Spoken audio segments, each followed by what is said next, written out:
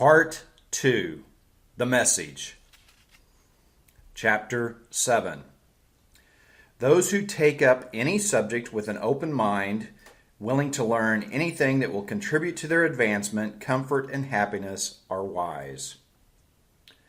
As I give you the principles of this law, I must ask you to overlook any apparent contradictions, for, of necessity, they are bound to occur when discussing a subject of this kind.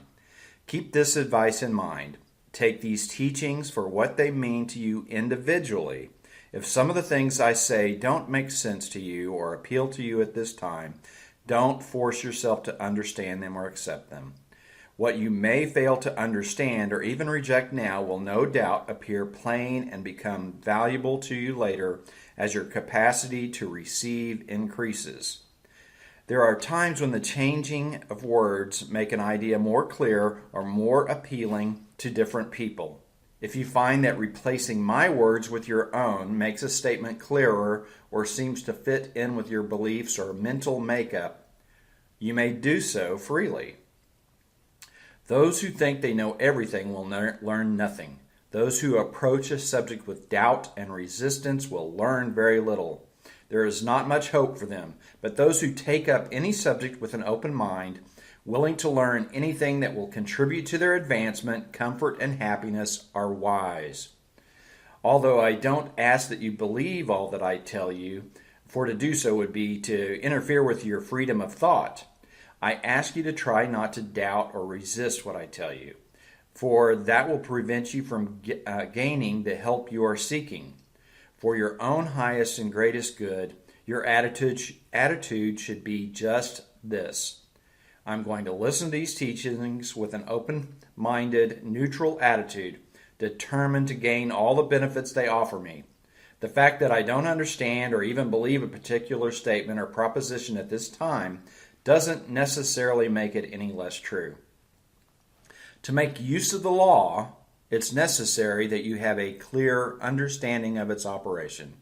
To help you gain this understanding, I will illustrate, whenever possible, with examples that you will find all around you and that will help you understand these truths. Your mind can be likened to a house that has been cluttered over the years with thousands of unnecessary pieces of furniture, pictures, ornaments, and other things all strewn around and piled everywhere. The result is that, although the outside of the house may present a good appearance, the inside is a mess of confusion and disorder. It is impossible to accomplish anything under such conditions, for you cannot go after one thing without stumbling over another. There is no order, no purpose, no progress. The first necessary thing to do, then, is to rid that house of all but the furnishings that are essential to your success. Chapter 8. Any picture firmly held in any mind, in any form, is bound to come forth. That is the great, unchanging, universal law that, when we cooperate with it intelligently, makes us absolute masters of the conditions and situations in our lives. Consider this. How did you get here? You grew from a minute cell much smaller than the point of a pin. Just think. A cell or seed the size of a pinpoint contained within itself, in essence and in entirety, the complex, wonderful being that you are today.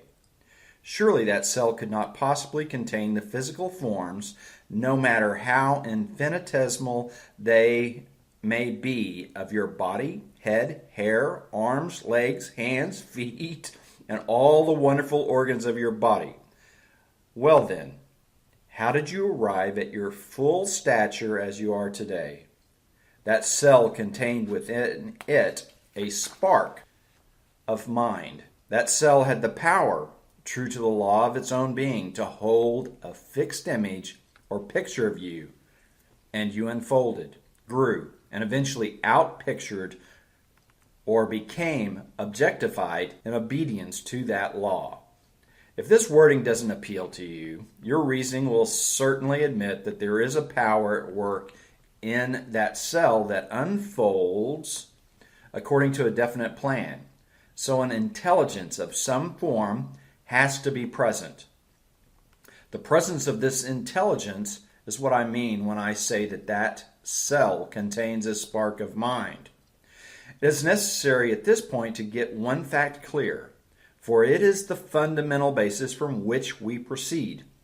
And that point is this: mind, no matter what form it apparently contained in, holds images, pictures. And any picture firmly held in any mind, in any form, is bound to come forth.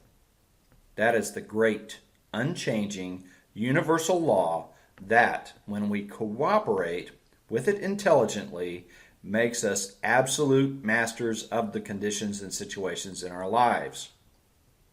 Can you recall instances when you securely had a desire within yourself for some particular thing, and within a short time it became yours? Or times when you felt you might meet a particular person, and shortly after that person appeared. You may have said, "What a coincidence. I was thinking of you just this morning." But it's no coincidence at all. It's not at all strange. It was the natural outcome of the operation of a definite law. If this is true, why don't all our wishes or thoughts appear? Many of them do, but because of our lack of awareness, because of our ignorance of universal law, they pass unnoticed. Then again, many don't manifest at all.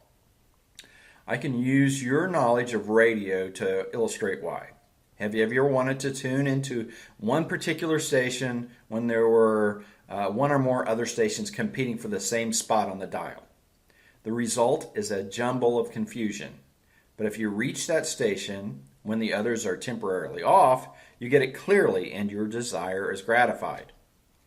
In just the same way, if our thoughts or desires arise at just the instance when there are no conflicting thoughts present to nullify their power, the mind, instead of being divided among many thoughts, throws its great force behind that one desire.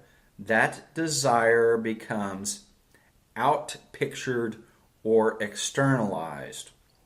You have all experienced times when your mind became a complete blank for just a moment, and you found yourself staring into space. If at that instant it were possible to inject any wish, any desire with sufficient force, nothing on earth could prevent it from coming forth very quickly. Now, what is the cause of the confusion prevailing in your mind that weakens your thoughts? It is the false belief that there is a power or powers outside you greater than the power within you. But if through a system of practice, conditions within you become such that every constructive thought was automatically externalized, you would be master of all conditions or circumstances that affect your lives. There is but one way to prove whether this is true or not, and that is to try it.